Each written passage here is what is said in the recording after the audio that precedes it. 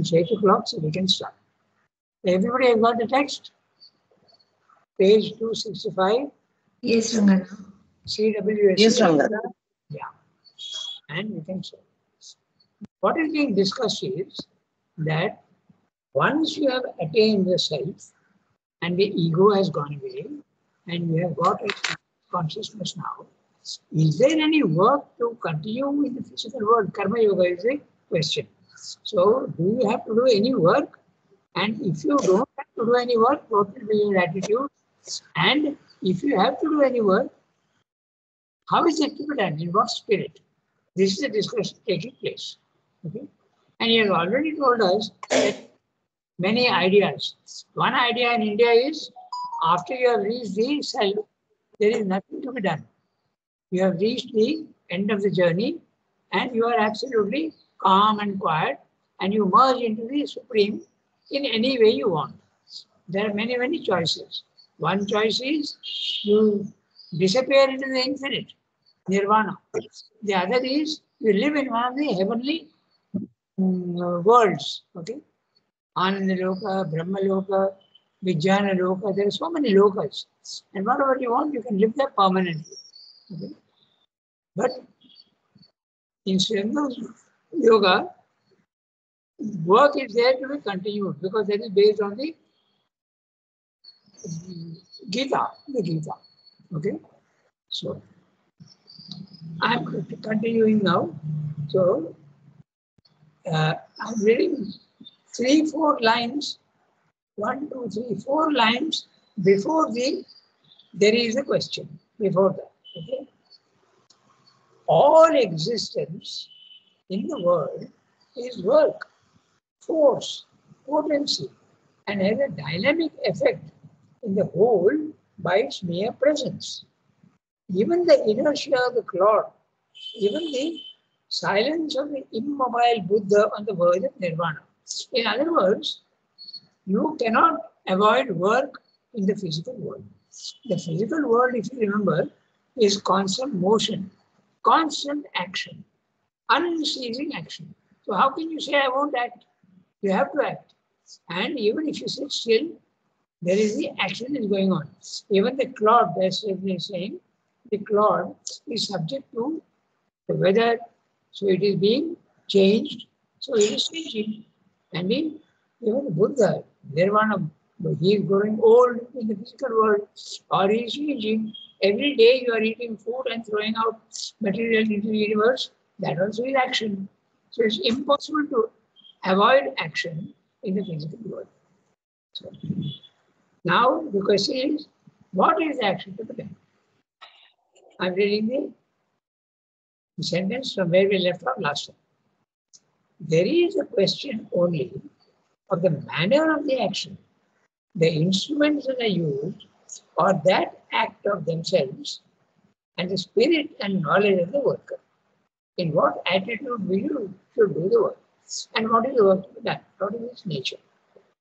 For in reality, no man works, but nature works through him for the self-expression of a power within that proceeds from the infinite. The divine is doing everything, not directly, but through nature. And for us, so far as we are concerned, nature is making us act. We feel that we are acting because we have an ego. But the moment you go to the self, you realize that you are not acting at all. You are only a puppet. And nature is using you for her own purpose. The realization of non-doership is a very big experience in yoga. You realize that you are not a doer. Ego then disappears. Ego also disappears. Okay? Nature works for him for the self-expression of power within that proceeds from the infinite. To know that and live in the presence and in the being of the master of nature, free from desire and the illusion of personal impulsion, is the one thing needful. That's what we do. That and not the bodily cessation of action is the true release. The real liberation is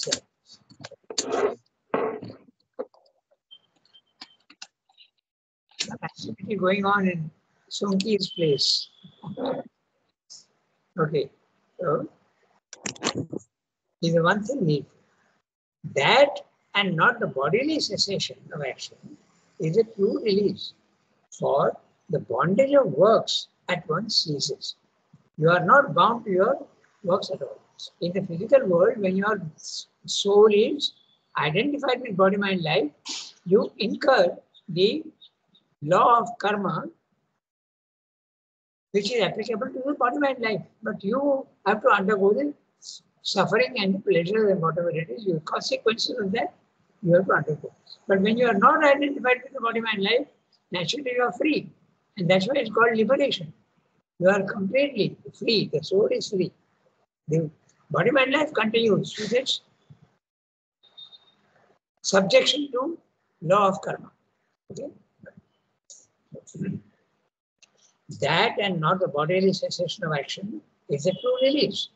For the bondage of works at once ceases. A man might sit still and motionless forever and yet be as much bound to the ignorance as the animal or the insect. But if he can make this greater consciousness dynamic within him, then all the work of the worlds would pass through him and yet he would remain at rest. So he can continue to do, but the consciousness is not affected at all. That's what it means. Okay? So once again, this is the, okay, there is no comment. So action in the world is given us first as a means of our self-development and self-fulfillment.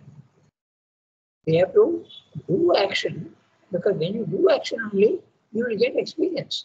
And experience will give you knowledge, and knowledge will liberate you. Okay? So that is the reason why you have to act in the physical world. But even if we reach at last possible divine self-completeness, it will still remain as a means for the fulfillment of the divine intention in the world and of the larger universal self, of which each being is a portion. Okay? Amsha Sanatana, a portion that has come down from it, from the transcendence. So this will look at what he's saying. But even if we reach the last possible divine completeness, what is this? He's saying that even if we reach the last possible divine self-completeness, the individual, but the individual has reached his goal, but why doesn't he now transfer all his capacities and work in the physical world? That's what they say. Okay? So individual liberation is achieved, but he has to now aid, he has to help the evolution in the physical world to go to the next level of evolution, bringing the supramental consciousness into the physical world. That's what he's saying. And because each one, all of you, are a being of the portion, a being is a portion. This is the reference to the Gita, Amsha Sanatana. Okay. All right? That completes the paragraph. So, in fact, I'll do quickly one thing before we read the next paragraph. We'll read the summary of what he's saying. Okay, so one answer common in India is that no works need to be done for after liberation. The soul has multiple choices, and one of them is not to return to earth by rebirth. When the soul, liberated, lives permanently in the presence of the divine, the bhakti path, or is merged in the absolute, the jnana path, the purpose of incarnation in a body, life, mind is achieved. And that is the end of the spiritual journey of the individual jiva. This is a normal understanding in India. Works are indispensable in the ignorance to exhaust your karma. And after deliverance from ignorance, there is automatically liberation from works also. That's a normal idea. The view which the integral yoga does not confer with, okay, this view which the integral yoga does not agree with is based on the vital nature of error that action is caused by three things. Okay.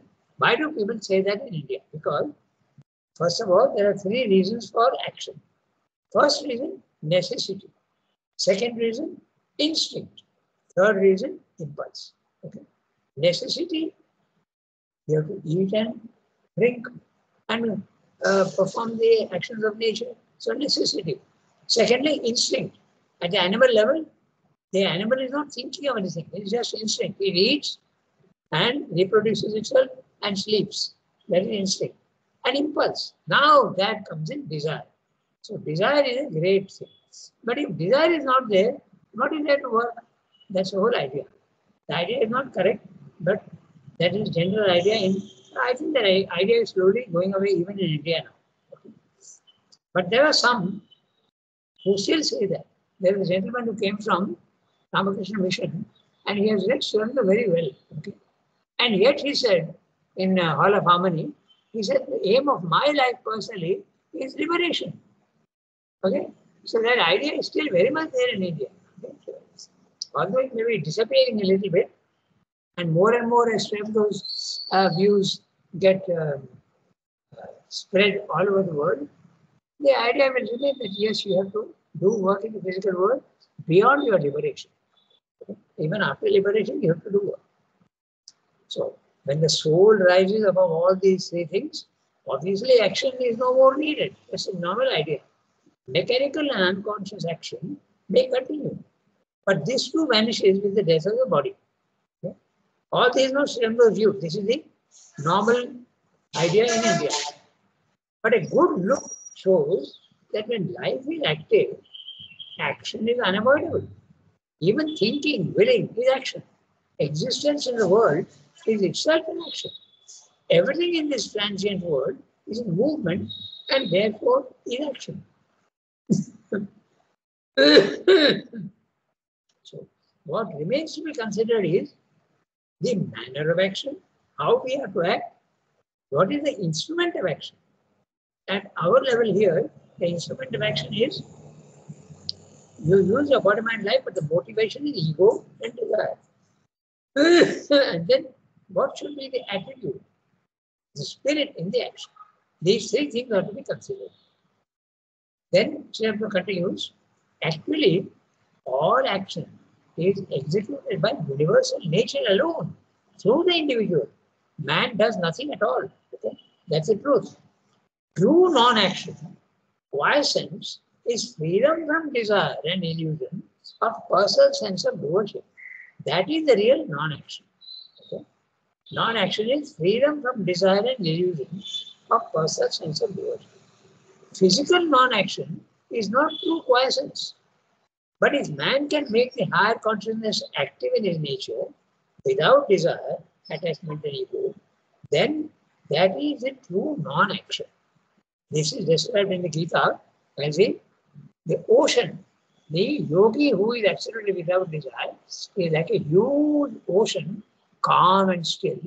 And when the rivers come into it, it remains absolutely unperturbed. Okay. The river may come in, but it's not changing the ocean at all. So what is the river?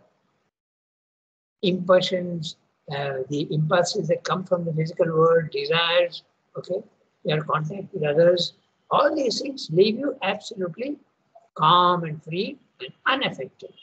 So that is a real liberation. That's what I'm saying. Action in the world is meant for self-development through experience. So, stationed in the witness self, doing all the works in the world, he is not the doer. Okay? Even after self-fulfillment is complete, action can still be used for divine work, which is spiritual evolution in the world. That's what the para says.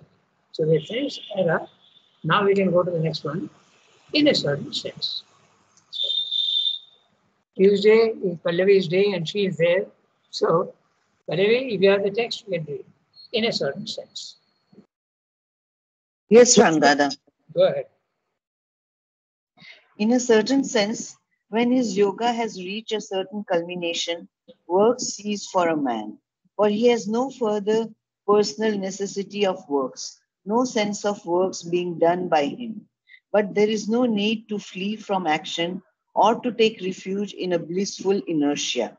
For now he acts as the divine existence, acts without any binding necessity and without any compelling ignorance.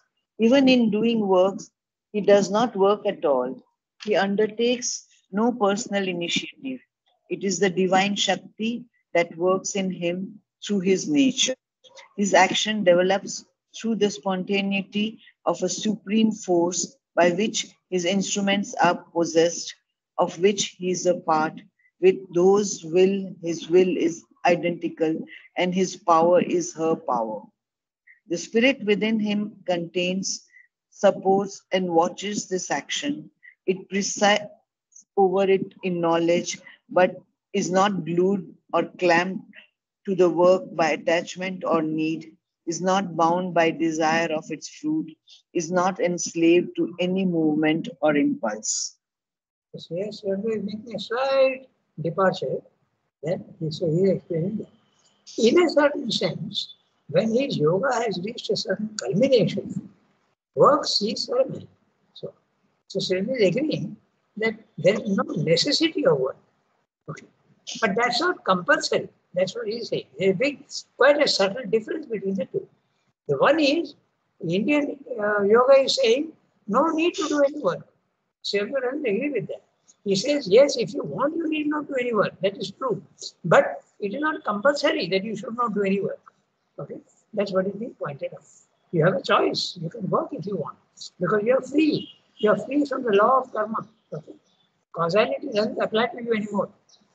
In a certain sense, when his yoga has reached a certain culmination. Now, what is meant by reach a certain culmination? We know that when you reach the self, you are the non-doer. So a certain culmination starts even at the higher mind level, the self. The moment you have realized yourself, you don't need to do any more work. Rangada, yeah, tell me. If we reach that stage with the self, then how do we have the choice? Because there is no choice. I mean, in that sense, because there is no ego.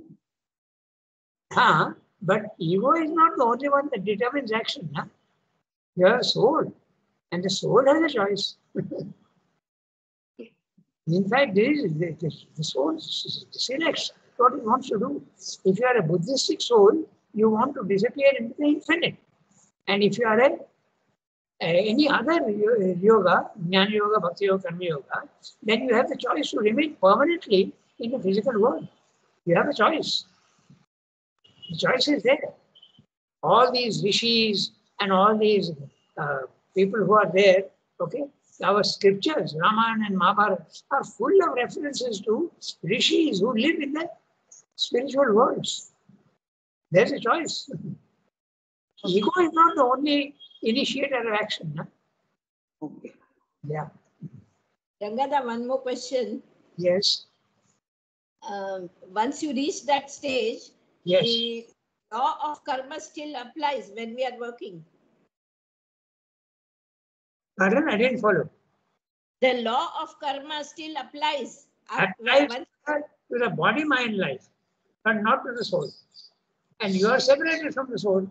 So you are using that stage. Once we reach that stage, still we are bound by the fruits of actions.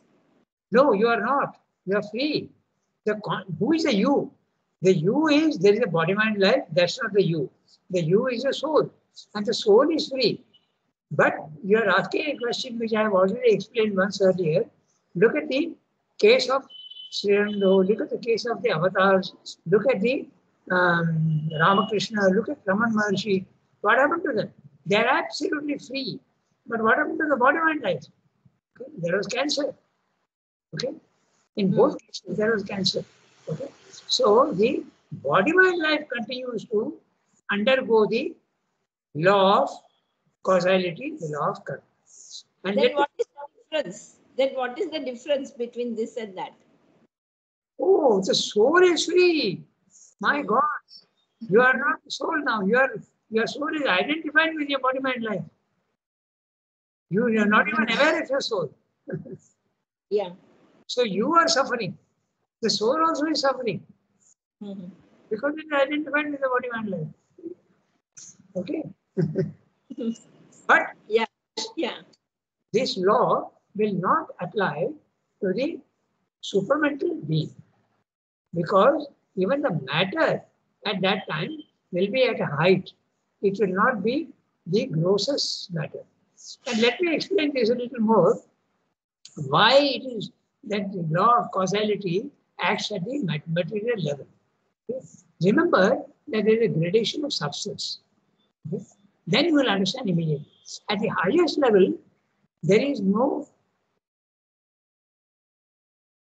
gross substance. There is no gross substance. It is free. And to understand this, it is very easy to think of the Earth's atmosphere. Okay? When you are on the Earth, okay, there is a grossness of the air and there is a gravitational pull which is pulling you down. And that means you have no choice. There is a fixity. And also the law of tamas also makes sure that there is fixity in the physical world. Now, what is fixity? Lack of freedom. Okay? Think about it very carefully. You'll see that there is lack of freedom. So the more gross a matter, the more law of karma applies. The rigidity of laws becomes even more. Now, as you rise in height, okay, you go 100 miles above the earth, the law of gravitation doesn't apply anymore. Okay, you sit down. So there is freedom there. Okay?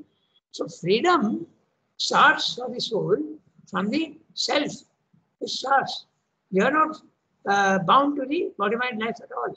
The gravitational pull applies to the body mind life, and the law of karma also applies at that level only. At the higher level, it doesn't apply. And even if it applies less rigidly. The image of the atmosphere and the gravitational pull at the lower level and the freedom from gravitation at the higher level explains the density and the law of karma. The fixity is directly proportional to the lack of freedom. Freedom, Rangada, yes, tell me. Yes. Rangada, here I wanted to ask one thing. See, Yes. the body, mind, life is Yes. will always be in the law of karma, Yes. right? Causality. Yes. It's- I When think we are involved in that,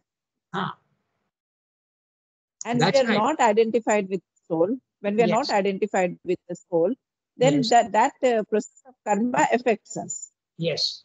Okay. Now, what my question is Yes. that even then the soul is free, but because I am not identified with the soul, That's right. that is why I feel the effects of karma. That's right. Soul itself is not involved, is never involved in the karma. My identification with the body, mind, life makes me feel the effects of karma. Once I identify myself with, this is a question, Rangada. I'm putting it, you say whether I'm saying it right or not. But when I'm identified with my soul or I'm aware of my soul, I start living in my soul, then the law of karma does not affect me anymore. So my question is, can we say that the soul is actually not involved in the karma either way? It is because we are not identified with the soul, we are involved in the karma. This is my question. Could I explain it clearly? See, actually, when you are Yes, sir. you are saying I am not identified, who is the I? Is it the consciousness of the mind? Is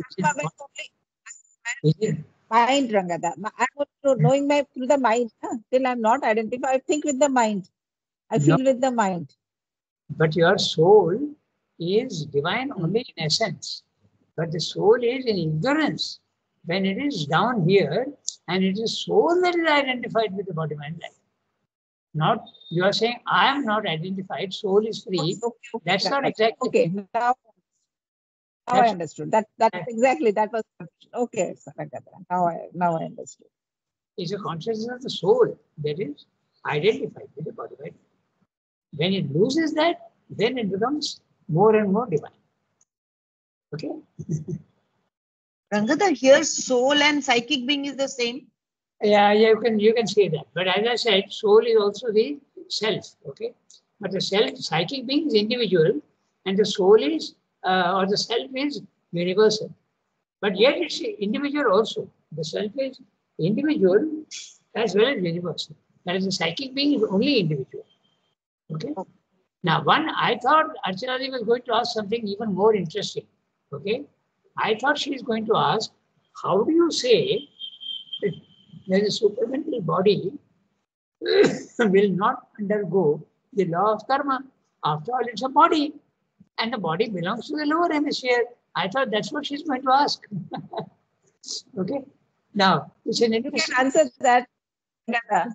Pardon? You can answer that. Maybe we can, that time, our body consciousness will also become one with the consciousness of the divine. Yeah. What I'm saying, this substance in the body, normal body, is gross. Okay? But the substance in a person who is at a higher level of consciousness is not gross. And the matter, when it becomes supramental matter, is not gross. It escapes the law of karma. That is the reason why there is no death of the supramental body. There is no illness of the supramental body. The law of karma will not apply to the supramental body. Although it's a body, it will be matter. But it's the subtle matter. It won't be fixed like ours. It will be a matter which can change form. It's a matter which will be free. Okay? It can do whatever it wants with itself. It can remain in several places at the same time. It can dissolve itself. It can make itself. So, because that matter itself has gone to a higher level. That's the thing. Then now how we visualize a ghost, it will be something like that. How we visualize the what? A ghost. Oh, yeah, something, exactly. Okay. But the ghost is a vital substance, whereas the supramental body will be a supramental substance. It will be a spiritual substance. Exactly. It's more accurate to say, not ghost, but say ice, water vapor. It will be like water vapor, fluid, free, not bound. The form can change. Okay? That will be more accurate. Ghost is, the idea is correct, but the ghost is vital matter. It's energy. Okay? That is the reason why it can even be measured. The presence of a ghost can be measured by a Geiger counter. A Geiger counter. Pardon? But the vapor can't change its shape according to his will, whether the ghost can. That's why I thought of ghost. There is a little flexibility, that's true, but it's still vital matter. What you're saying is true, because even the vital beings in the vital world, okay, elves and gnomes, their forms need not be fixed. They can change their form. That changing of form starts only, it is rigid only at the physical level. But the changing of form starts becoming more and more fluid from the vital world onwards. But the change of form becomes even more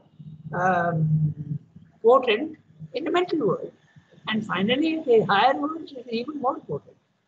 That is the reason why even asuras who live in the vital worlds, they can change their form. Yeah. And not to speak of Apsaras and Gandharvas and Kinnaras, the attendants of Kubera, the attendants of Yama, all these beings are there. They don't evolve, of course, but they are free. They may not have a divine consciousness, but they are not bound to the laws of the physical world. Okay. The other day, Sima was asking me about the beings that live in the higher worlds. So that's why I remembered freshly. And these beings, okay, the gods and all that, they are semi-divine. but they don't have a psychic being.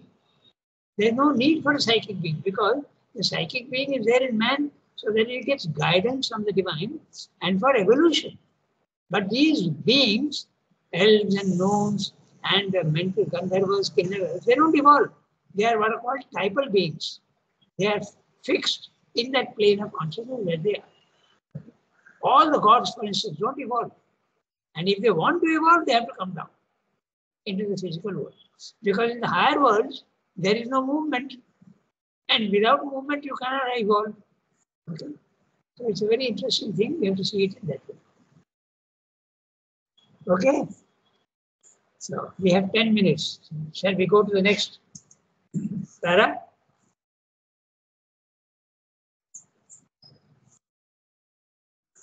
In a certain sense.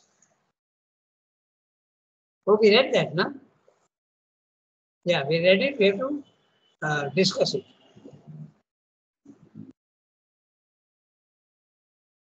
No, we didn't read, Ramadan. Pardon? We didn't read, no? We read it. So We we'll discuss it. Okay. In a certain sense, when his yoga has reached a certain culmination, yes, we read it. But a certain culmination, I said, it can work from the self onwards.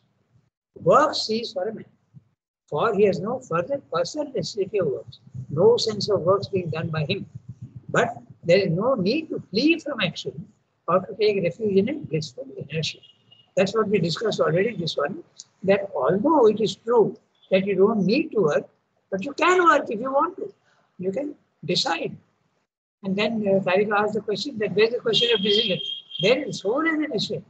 Not the body mind life, but the soul as a decision. Ego is not there. I read the next sentence. For now, he acts as a divine existence action. For now, he, the one who is liberated, acts as a divine existence action without any binding necessity and without any compelling ignorance. Even in doing works, he does not work. Note the word he is in italics. That means to say, he who is not identified with the ego. Okay? So that's what it means. In doing work, he does not work at all. The ego is not. This the universal nature is doing the work. He undertakes no personal initiative. Personal initiative is not there. Okay, that personal initiative is very interesting. You have the Gita very, very clear. Sarvarambha. Okay. Whenever you are thinking of doing some action, there is a decision in the mind first. I have to do this. And then you do it. Okay. So that itself, the conception of doing something in the mind itself disappears in the one who is free. He has no need to do any work at all. So there is no need of any desire being born in the mind or even an intention being born in the mind. Nothing at all. It is the divine Shakti that works in him through his nature. His action develops through the spontaneity of a supreme force by which his instruments are possessed, of which he is a part, with whose will his will is identical, and his power is her power, the power of the divine Shakti. Okay. The spirit within him contains, supports, and watches his action.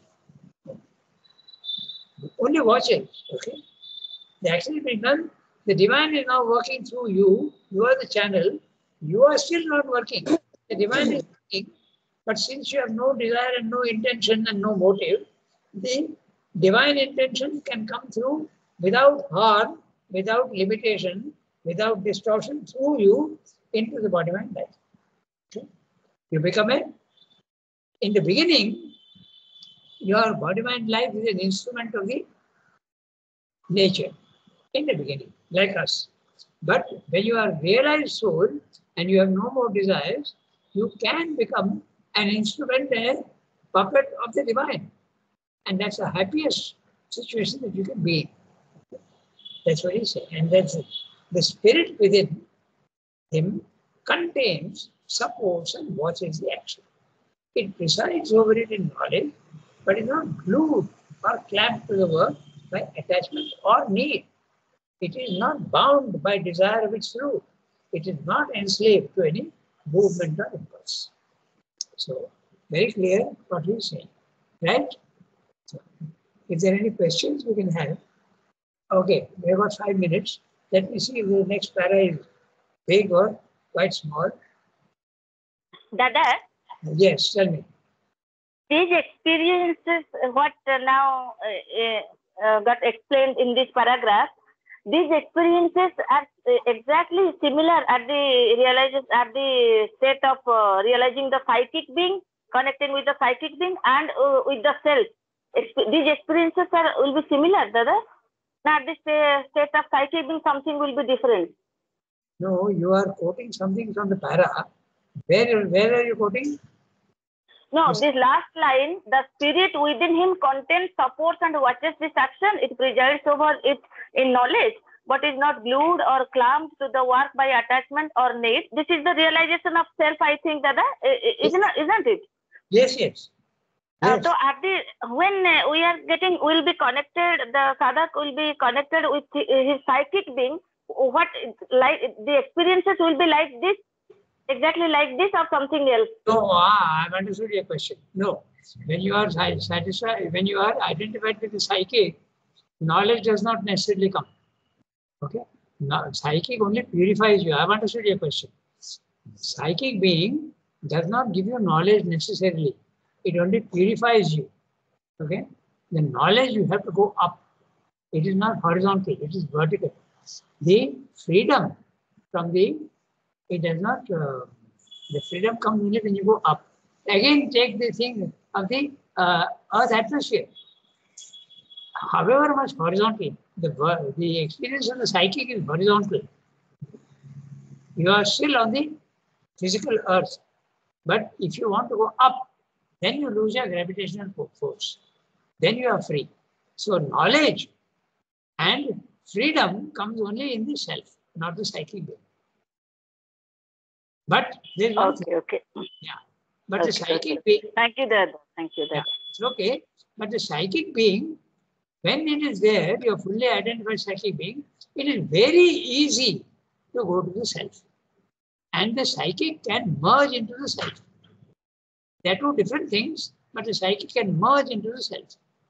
When you are fully identified with the psychic, then it's very easy to go to the self. But even the experience of the psychic, there are gradations. Okay?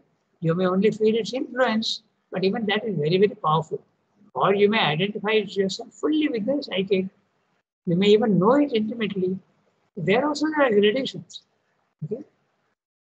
But when you are completely identified with the psychic, then it's easy to rise to the self. You may not want to. That's another matter. Okay? Someone who is enjoying the bliss of the divine and the love of the divine, he may not be interested in knowledge. It depends on the individual. Okay? The one, in fact, Sridhar mentioned that. It is so wonderful, the experience of Ananda with the divine with you all the time. Okay? And you are having even a conversation with him and you are in intimate touch with him. They don't need any knowledge. What is knowledge? I don't want any knowledge. I am more than satisfied with my Ananda and relation with the divine. The sweetness and the intimacy. That can happen.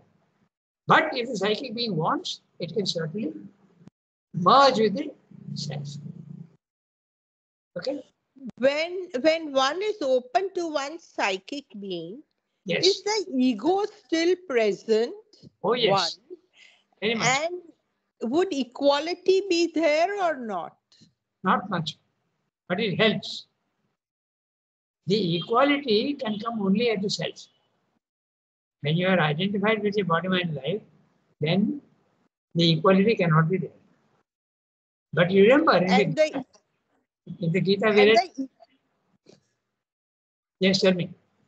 And the ego goes away only when you go vertically up from the higher mind upwards. That's right. That's right. And even there, a little bit of a lingering ego is there, no? Yeah, I mean, it's a beginning of little demolition of the ego, which increases till there is absolute abolition of the ego. Yes, you're right. But what I'm saying, equality if you remember, we read in the essay on the Gita, there is a tamasic equality, there is a rajasic equality, and there is a sattvic equality. But the true equality is only at the higher spiritual level in the self. So equality starts even at the lower level. Okay. First of all, it is negative, like tamasic equality.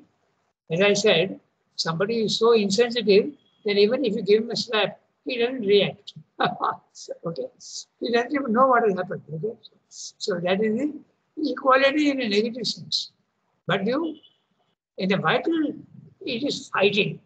It fights nature and it wants to conquer. So that is vital equality, rajasic equality. Then there is sattvic equality, which is the poet, the philosopher, the sage. They have the sattvic equality. But that's not the real equality. The real equality is only in the self. Okay? So, interesting discussions we had, and it should help to clarify many, many ideas. For supramentalization, both psychicization, both the experiences are necessary. Can't hear you clearly, Archana. I'll ask you tomorrow. I'm in the dispensary net problem. Yes, yes. The Archana Di, right in the beginning, Sri Aurobindo said that you need two hooks, grapple hooks. The psychic being one, and the other thing is the silent mind. Yeah. It's only after you get that your yoga begins. It doesn't begin before the two grapple hooks are Yes. Yes. That's good. Okay. So I'm cutting the link. I have another class now. Okay. Thank you. Have a nice day. Thank you, Dada.